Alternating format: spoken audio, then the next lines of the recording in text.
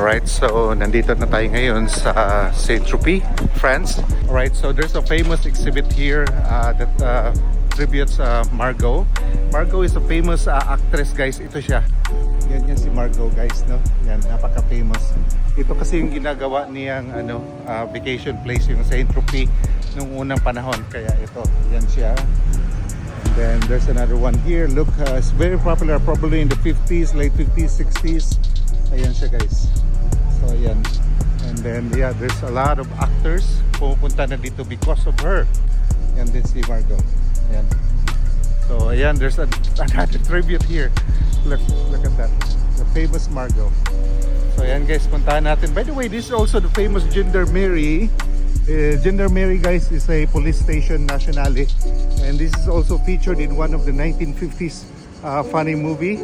Hindi ko na matandaan yung anong title, guys. Kaya pinupuntahan talaga siya dito ng mga turista magpa-pictures, guys. Look at that. Nandiyan pa rin siya hanggang ngayon.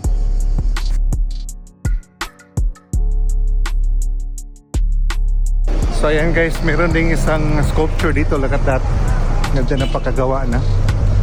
Tingnan mo na lang kung paano siya ginawa. So ang daming mga tindahan dito, guys. Liquor, perfumes, dress, and just about everything, guys. Kaso lang mahal talaga, as in tourist price talaga yung mga presyo dito, guys. Right, guys, so pasok na tayo dito sa loob-loob ng old quarter of Saint-Tropez. So yung Louis Vuitton dito, guys, parang normal na lang din. Guys, pupuntahan lang natin yung town hall. Hanapin lang natin, no? Kasi doon ko dinala yung anak ko at asawa ko before. So there's a big celebration here 7 years ago when we came. So it's a very nice, tama-tama yung pagpunta namin ng asawa ko at saka anak ko, guys. And this is the town hall. Look at that. There's the famous word, fraternity, equality, liberty. These are the 3 famous slogan ng French Revolution, guys. Kaya ang ganda talaga nung napunta kami nung time na yun. But then, guys, you know, coming back here always reminds me of the good times, the wonderful times that I have with my wife and daughter. Ayan, Nick. Welcome back to Saint-Tropez. Dito tayo maket, oh. Yan, oh. Alright.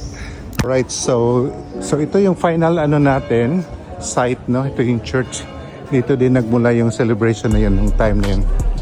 So ayan, guys, may kinasal ata. So ayan, guys, ito yung famous church bell ng Saint-Tropez. Look at that, very nice. And guys, may kinasal, no? Look at that, ganda. Look at them.